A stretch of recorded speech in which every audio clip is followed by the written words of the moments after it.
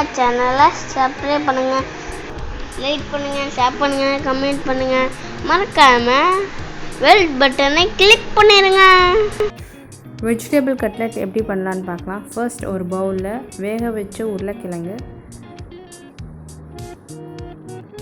1 cup வெங்காயம், 1 cup beans, 1 cup corn, 1 cup carrot,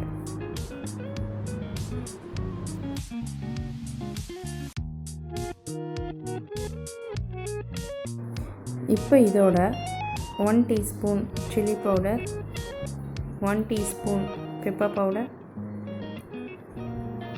1 teaspoon தனியாத்தூள்,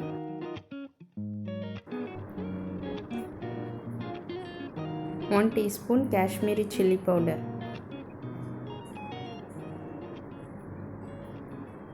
மல்லி இலை, கொஞ்சோண்டு சால்ட். இப்போது இதை நல்லா பிசைஞ்சு 5 மினிட்ஸ் வச்சிடணும். அதுக்கடுத்து குட்டி குட்டி பால்ஸாக உருட்டி வச்சுக்கலாம். கட்லெட் பண்ணுறதுக்கு 2 கப் மைதா எடுத்திருக்கேன் தனித்தனி பவுலில். அதில் கொஞ்சோண்டு உப்பு சேர்த்துக்கணும் 2 பவுல்லையும். அடுத்து ப்ரெட் க்ரம்ஸ் எடுத்திருக்கேன் நான். இப்போது ஒரு பவுலில் தண்ணி ஊற்றி அந்த மைதாவை நல்லா லிக்விட் ஸ்டேஜ் வர வரையும் நல்லா கிண்டி விடணும்.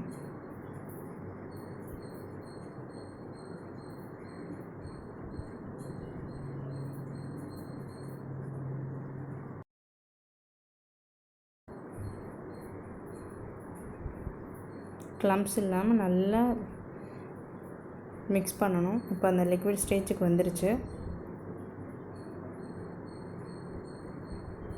இப்போ சால்ட் போட்டிருக்கனால அந்த இன்னொரு பவுலில் இருக்க மைதாவையும் நல்லா மிக்ஸ் பண்ணி விடுறோம். இப்போ என்னென்னா ஃபர்ஸ்ட் அந்த பாலை மைதாவில் போட்டு உருட்டி எடுத்துக்கிட்டு அடுத்து நம்ம லிக்விட் மைதா இருக்குல்ல அதில் நல்லா டிப் பண்ணி எடுக்கணும். தென் ப்ரெட் க்ரம்ஸ் அதில் நல்லா போட்டு உருட்டி எடுக்கணும். இப்போ எல்லாத்தையும் நம்ம டிப் பண்ணி வச்சாச்சு. பேன் வச்சு லோ ஃப்ளேமில் நாம் ஃப்ரை பண்ணி எடுத்தால் வெஜிடபிள் கட்லெட் ரெடி ஆயிடும்.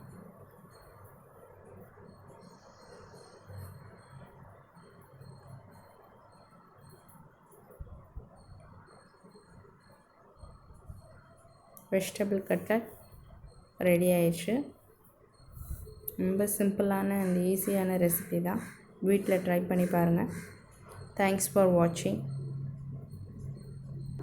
என்னோடய சேனலை சப்ஸ்கிரைப் பண்ணாதவங்க சப்ஸ்கிரைப் பண்ணிடுங்க. பெல் பட்டனையும் கிளிக் பண்ணிக்கோங்க.